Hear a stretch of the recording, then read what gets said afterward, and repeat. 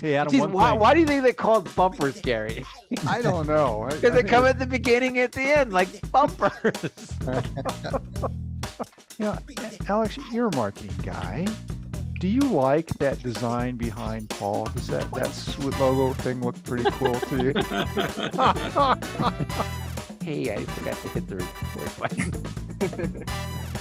Yeah, that's really professional, isn't it? Well, this is a professional podcast. I met her in a parking lot and was handed 2 little Yorkies. And the only person I knew that knew Yorkies was Paul. So I called Paul and said, Paul. Sweet Talk is a weekly 20-minute podcast brought to you by the Continuing Education and Workforce Training Division of Idaho State University's College of Technology. Find us on Apple Podcast, Spotify, and SoundCloud and subscribe today. Now it's time to get started with Sweet Talk. Hello, everyone. Welcome back to Sweet Talk, our weekly podcast here at Idaho State University's Continuing Education and Workforce Training. I am your co-host, Paul Dickey, the Video Instruction Manager and Apprenticeship Coordinator here at Sweet.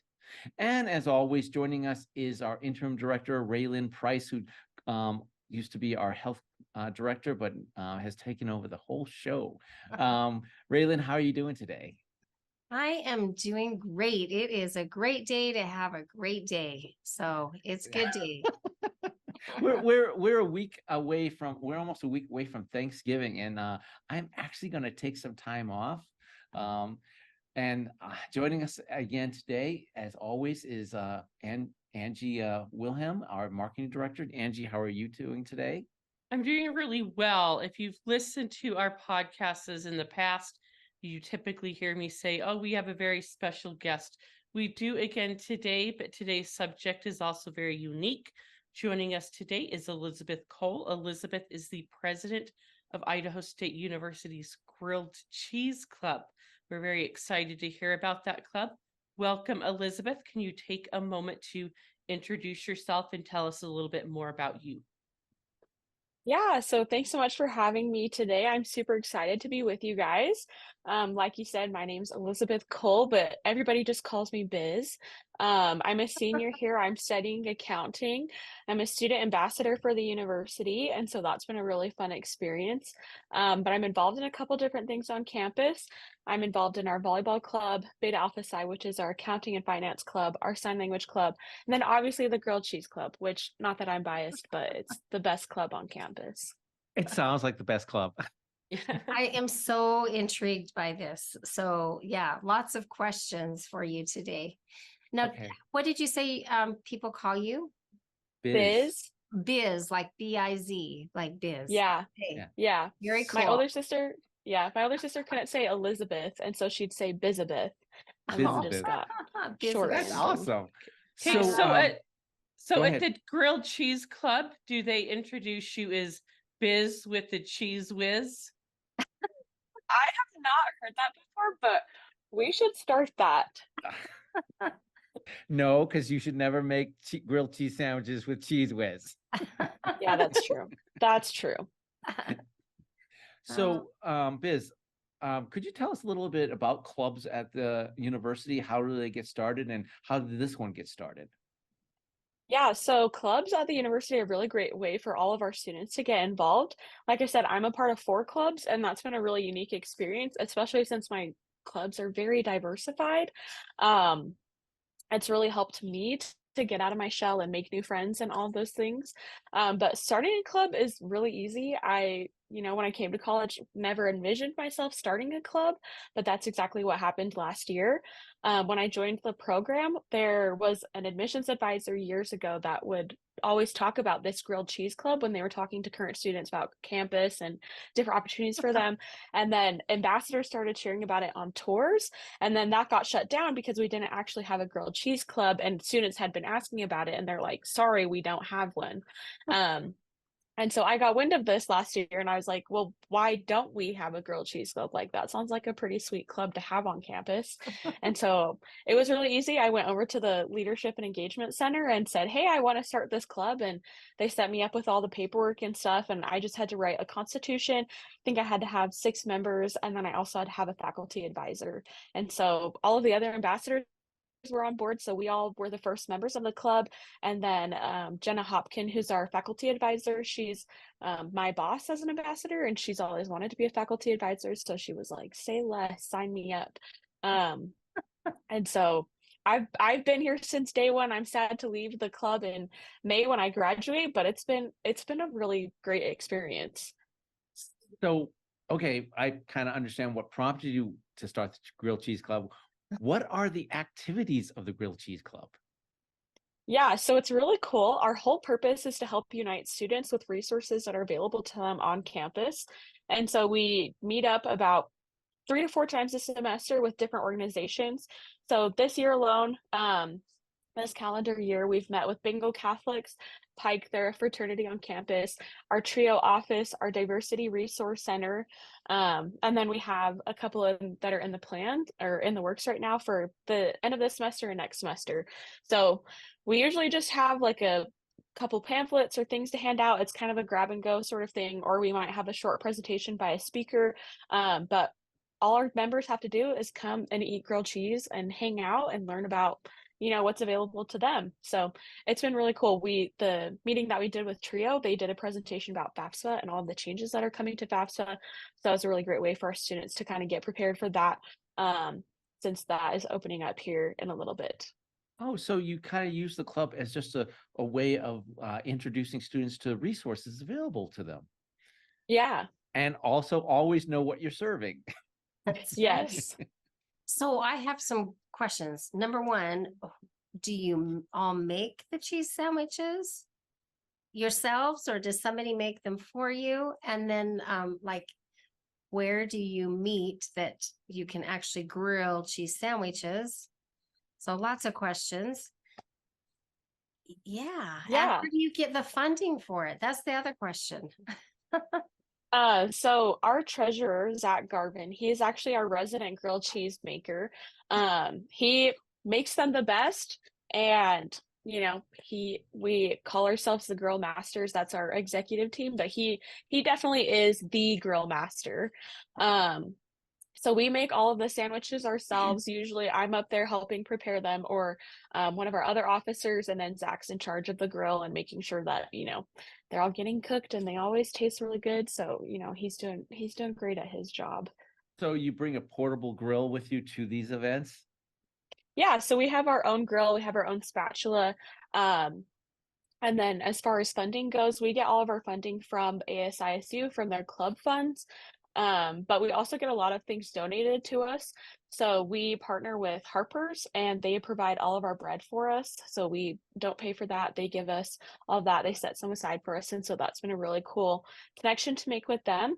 But then we just buy our own cheese and butter. And so, it's a pretty easy thing. We have our grill that we take with us. We don't ever meet in the same place.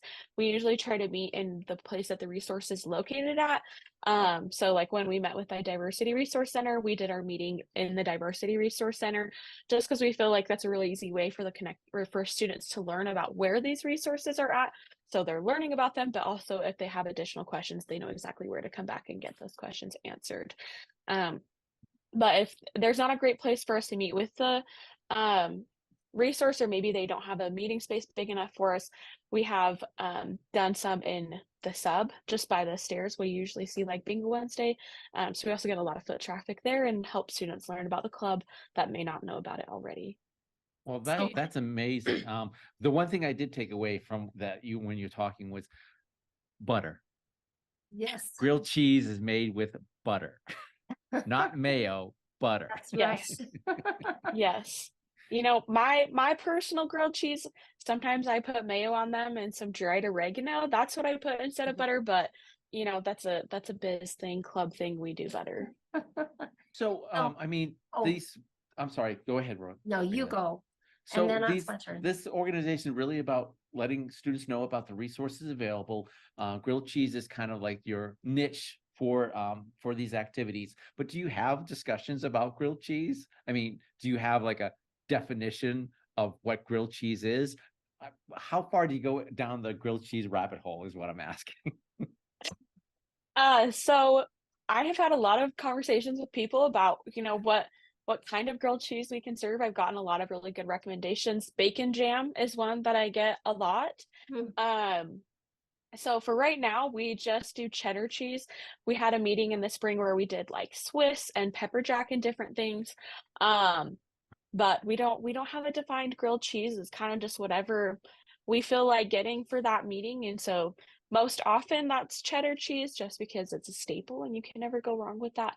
But we're always open to suggestions and to, stretching out into different things. I also got the recommendations that we should try making the grilled cheese and then like cutting them up and freezing them and using them as like croutons with tomato soup, which I had never heard of. I still haven't tried, but like I was very intrigued by that. I was like, okay, like there are a lot of different ways that we can go with this. So how many sandwiches has been like your top at a meeting? Like top number of grilled cheese sandwiches that you've ever had to make for a meeting? I don't know about the number of sandwiches. That's math I guess I could do, but we've gone through 5 or 6 loaves at a meeting. Wow. So that's probably somewhere in like the 40 sandwich range, somewhere in there. Yeah. Helping So a lot of people. Okay, so I have a question. Now, it's such an interesting topic to get people to go to meetings by serving grilled cheese. But of course, there's that age-old adage, if you want someone to show up to an event, you make sure they know there's food there. So can you talk a little bit about how you developed the idea to use grilled cheese? Like, or I guess how you developed the idea to use the Grilled Cheese Club as an avenue to teach students about resources? Yeah, so that came about through a conversation with our faculty advisor, when I had kind of bounced the idea off of her of starting this club, and was writing the Constitution. We needed to come up with a purpose that, made the Grilled Cheese Club worthwhile rather than just getting together and eating grilled cheese sandwiches. And the way that kind of came about was that as an ambassador, I have to learn about all different parts of campus. I have this big binder that I have to go through every single summer and learn about all the different things. And there's a lot of resources that are on campus that I didn't know about until I became an ambassador. And so I really wanted to share that knowledge with students on campus because I think there's a lot of great things that ISU has to offer, but people just don't know about them. And so, we wanted to start the Grilled Cheese Club, but also had this passion for helping students learn about these great things that are available to them. And so, we just kind of married the two ideas and came where we are today. I love it. Such a great idea. Such a great idea. I do have a question. Have you ever visited Man Wearing Cheese up in Idaho Falls? I haven't, but I actually met a student at new student orientation that they told me I needed to check it out, because their dad or uncle or somebody works there, and they were like, they have really good cheese. So I haven't, but it's on my bucket list of things to do. It's a fun little place to go. They have their cheese display. They make tons and tons of different kinds of cheeses, and you can sample all of the cheeses. And then they make grilled cheese sandwiches. So you can choose your cheese and they put it on this really yummy homemade bread and make really great cheese sandwiches. So you need to go visit. And then for dessert, there's gelato. So you can't go wrong with either one. That sounds like a pretty good deal to me. Yeah. So Biz, you started this so that you could help students become aware of all the resources you have on we have on campus that they can utilize. And you started the club, but you're graduating in May, correct? Yes. So is this club going to continue without you? Do you have enough enthusiasm for this club to keep going on? Yeah, so some of our other officers are going to be here next year. And so as it sounds right now, I believe our secretary is going to take over. She's a sophomore, so she'll be here for a little bit longer. And then that's something that we're talking about officers is finding other people in the club that have a passion for this, have a passion for connecting students with resources. And there's a couple conversations that we need to have, but we have a couple people in mind that I think would be really great to fulfill those roles that we'll need for next year. So how has the response been just from the ISU community as a whole in regard to the Grilled Cheese Club? It's been really positive. We had a booth at the oh my gosh, the club and org fair this fall, and every single student that came and talked to us just loved it. I've talked to a lot of faculty on campus, and they are thrilled about the idea of connecting students with their resources and just helping students get more involved. I think that's one thing that we have faced as a campus since COVID is, trying to find ways for students to re-engage with campus since, everything got shut down and there wasn't much to do just because there wasn't anything that we could do. Um, and so I would say that it's been a really positive response from campus. That's an interesting question. Have you had campus organizations reach out to you, unsolicited, going, "Hey, we'd like to have you come to our department and so that we could give a presentation because they've heard about you"? Yeah, so that's actually how we did our meeting with Trio. Jody Dunn, he's who we I worked know with, Jody. but he reached out to me and said, "Hey, I saw you listed on here and I'm really interested in learning about more and seeing if we can do something." And so I've been in contact with Jody since I think April of this year, and we just did our meeting with them about a month ago or so. Um, so he reached out to me, and then there is a grad student that has been in contact with me about doing a meeting of raising awareness for suicide and just mental health awareness on campus and stuff like that. So yeah, I would say right now it's about 50-50 about us reaching out to resources and resources reaching out to us through word of mouth about who we are and what we're trying to do. Excellent. That's great. Excellent. Since the inception, have you done any repeats on the different resources available, or are they all been new each time? Yeah, so we've only done one repeat. So we worked with the Diversity Resource Center this spring, and then we also worked with them this fall. We decided to do them again because the way that we structured it in the spring is that we just had a table out in the middle of Rendezvous. And so when we were reflecting on this spring and things that we could do differently, we felt like meeting in the resource center was the best way to get students connected. And so that was our first meeting of the semester was we did it in the actual Diversity Resource Center. And I felt like that went a lot better. It gave students an opportunity to really sit down and kind of mingle with each other, but then also mingle with the staff there and learn about who is the Diversity Resource Center? What do they do? How can they benefit me? Kind of thing. So how do people like your monthly meetings, if they change locations all the time, how do they know where the next location is going to be? The next Yeah, focus? so we have a Google Space that we utilize. So that has all of our members on there, and I'll usually push out a notification to them about a week before our meeting and just let them know, hey, we're going to be working with this resource. We'll be, at this location at this time. And then, I always make sure that they know that I'm available for questions if they have anything, or if they know somebody that wants to work with us, I'm more than happy to talk to them about that. But then we also create posters for every single meeting and share that to our social media page. I usually share that on my personal page, and then we make sure that it gets posted to ISU students. So we actually had a couple of students that raced up to the Veteran Service Center. That's where we were meeting with Trio. And they found out about our club through the ISU students' social media. Okay. So all students are welcome, correct? Yes. And then how many of those members come from month to month? Like how many are your tried and true, like dedicated club members versus, people who want to come and grab a grilled cheese sandwich and just learn about that particular resource? Yeah. So I would say we have about, 20 or 30 so students that are pretty regular in Wow. coming to our meetings. That's great.